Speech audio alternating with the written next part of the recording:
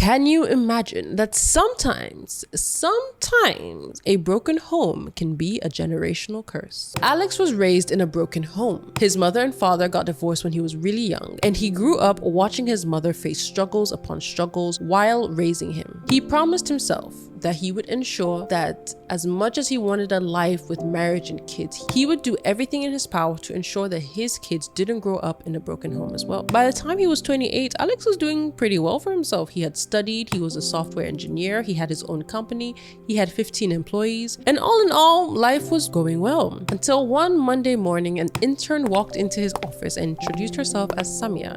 She caught his eye immediately, and to be honest, he felt like it was love at first sight. Obviously, he did not want to date somebody in his workplace. Instead, he spoke to her and offered her a job opportunity in a different company. After that, it was a perfect opportunity for him to talk to her, get to know her, and eventually start dating her. At the time, Samia was actually still dating her college boyfriend, but Alex did not really care. It was none of his business. He wanted Samia and he was going to get her. So he made his moves. She eventually broke up with her boyfriend at the time and got with Alex. Samia and Alex started dating, and 2 years later, the two got married in an intimate ceremony. 5 years after their wedding, they had 2 beautiful little daughters and a seemingly perfect life. Now, Alex took security for him and his family very seriously. He had locks, he had security cameras, he had tracking on all of their cars. He made sure that his family felt safe and secure, and he just wanted to be always in the know to be able to protect his family. Alex, of course, had his software engineering company that he worked Monday through Friday, 9 to 5. Samia, on the other hand, worked part-time at a job. She would work 3 days out of 5, and 2 days she would spend wholly with the kids. The two of them had 2 daughters, 6 years old, who they would take to school morning and then pick them up after school. Now, in principle, Alex was often busy, but he was always present. He ensured that Samia was the only one on the pickup list for their kids. That's how seriously he took security, protection, and information. One evening, as Alex was hanging out with the girls, shower time and taking care of them, getting ready for bed, one of the girls mentioned that, oh, they had such a fun time at grandma's house. Alex was a little confused because this wasn't a working day for Samia. She was technically supposed to be with kids. Why would they have been at her mother's place? So he asked the other daughter and said, were you also at grandma's house? And she said, yes, we had a great time. Odd, but nothing to write home about. If Samia had taken the kids to see the grandma, that was fine. A few days later, again, the girls mentioned that, oh, they'd spent a wonderful day at grandma's house. They'd played, they'd eaten food,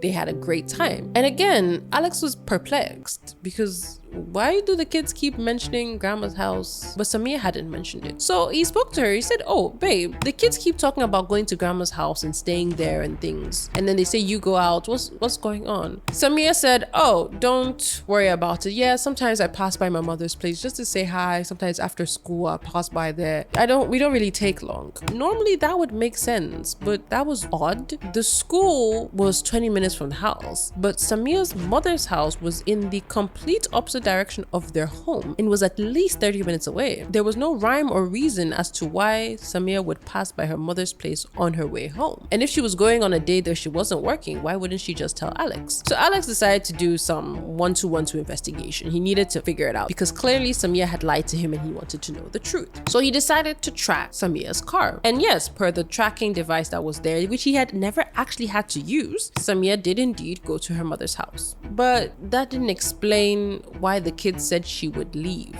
Like, where was she going? So Alex decided to hire a PI, private investigator. He needed answers. A couple of days and weeks went by, and eventually he... Hold up, wait, subscribe to our YouTube channel. Now let's go back to the show.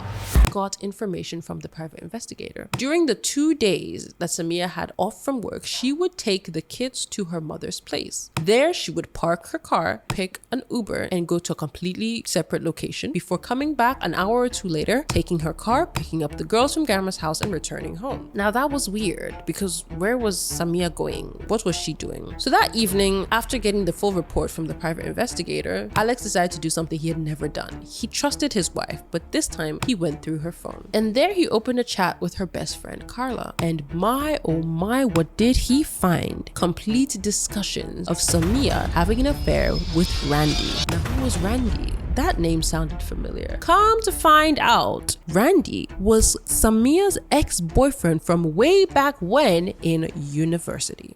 Randy, the ex-boyfriend from college, was who Samia was having an affair with. Now that completely broke Alex. He didn't have a confrontation with his wife. He just gathered his details, all the information, and all the pictures and screenshots he could. Within the files from the private investigator, he found out that Randy was also technically married, except for his wife was abroad. So Alex became a little unhinged. He created an anonymous email address, took all the information, all the details, all the screenshots, all the pictures he had, put them and sent them to Randy's wife abroad. Not only that, he got a lawyer to draft divorce papers for him and Samia, requesting sole custody of their kids. He put that as well and sent it to Randy's wife. On his end, he faced Samia with his divorce papers and informed her that she would be getting absolutely nothing from him. Her cheating affair would be his proof, and he was taking sole custody of their kids. Unsurprisingly, Randy on his end got the exact same treatment. His wife divorced him, and since they had no kids of their own, their divorce was finalized much quicker. Apparently, in that marriage, Randy's wife had been the richer one,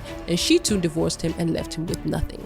To make matters worse, Randy was employed by his wife's father in the company where he was general manager. Of course, the father fired him too. So Randy was left with nothing and no options. Alex moved back in with his mother and his two girls, and cut off all communication with Samia. One evening, while Alex was with his mom and the kid, his mother broke down in tears. She sobbed and cried and begged him for his forgiveness. She stated that maybe had she and his father not had a divorce, he wouldn't be in this situation and predicament. And you know what? In that moment, Alex had a light bulb moment. He was from a divorced home. Samia came from divorced parents. Even Randy had come from divorced parents. Was that a pattern? Was there a generational system?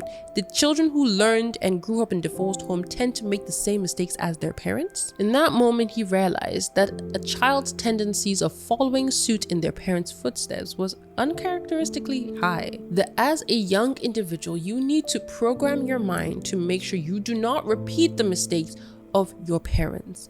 If you so happen to come from a broken home or have a history or a situation that you want to change in your own life, you have to be intentional about making sure you do not fall down the same patterns or make the same mistakes. But also note that whichever partner you get, they too have to be of the same mindset. They too have to also want to break those traditions, those generational curses, those situations that are hindering their well-being. It's a very important factor for the two people involved to ensure that they can have the life and home that they desire. Now that's our story for today. Don't forget to like, comment, share, and subscribe, and I'll catch you every single Saturday. Don't forget to follow us on YouTube at Entangled Web Stories, and I'll see you in the next one. Bye.